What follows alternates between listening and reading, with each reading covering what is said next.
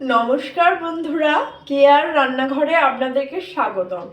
আমি আজকে রান্না করতে চলেছি ফুলকপির পাকোড়া। ফুলকপি আপনাদের বাড়িতে যদি থাকে আপনারা আজকেই ফুলকপির পাকোড়া ট্রাই করে দেখতে পারেন, খেতে অসাধারণ হয়। আমার ভিডিওটি প্রথম থেকে শেষ পর্যন্ত দেখার অনুরোধ রইল। প্রথমে কড়াইতে পরিমাণ মতন জল দিয়ে দেব। জলটা যখন ফুটে উঠবে তখন আমি ফুলকপির টুকরোগুলো দেব। ফুলকপি যেহেতু বড় টুকরো করে কাটা আছে সেহেতু একটু ভাপিয়ে নেব। ভাপিয়ে নিয়ে পাকোড়াগুলো করা হয় বেশি ভালো হবে যেহেতু বড় সাইজ।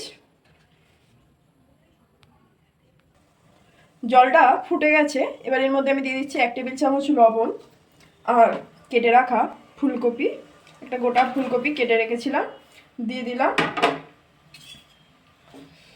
ফুলকপিটা 3 থেকে 4 মিনিট একটু ভাপিয়ে নেব। 4 মিনিট হয়ে গেছে, ফুলকপিটা ভালো করে সেদ্ধ করা হয়ে গেছে। এবার আমি একটা জায়গায় নামিয়ে রেখে দিচ্ছি।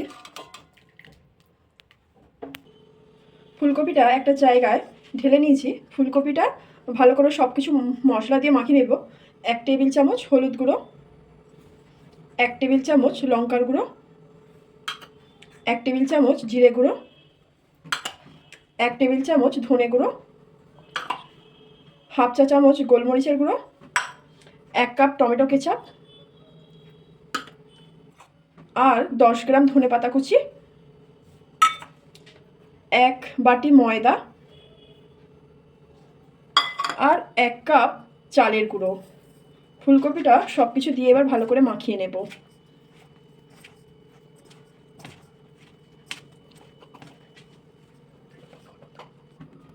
এবার এর মধ্যে দিয়ে দিচ্ছি হাফ চা চামচ লবণ। লবণটা দিয়ে দিলাম, ভালো করে মাখিয়ে নেব ফুলকপিটা। এবার এর মধ্যে আমি অল্প অল্প করে জল অ্যাড করব। একবারে জল দেবো না, অল্প অল্প করে দেব। অল্প অল্প করে দিয়ে ভালো করে মাখিয়ে নেব।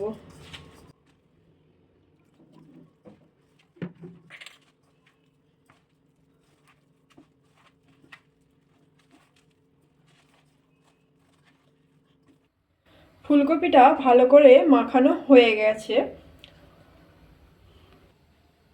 কড়াইতে পরিমাণ মতন তেলও দিয়ে দিয়েছি, তেলটা গরমও হয়ে গেছে। এবার মাখিয়ে রাখা ফুলকপিগুলো তেলের মধ্যে ফ্রাই করে নেব।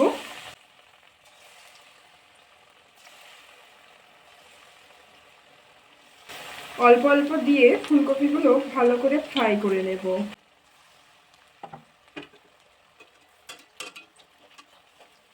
ফুলকপিগুলো অপর পিঠটা একটু উল্টে দেব।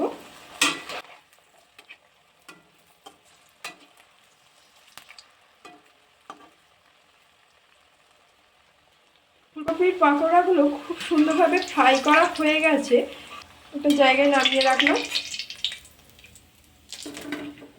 এইভাবে বাকি ফুলকপিগুলো ভেজে নেব।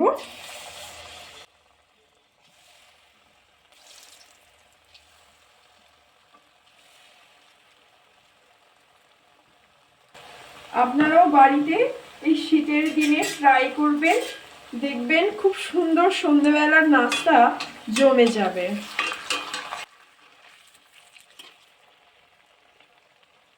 এই সময় গ্যাসের ফ্লেমটা লোতে রাখবেন। এইভাবে বাকি ফুলকপিগুলো ফ্রাই করা হয়ে গেল।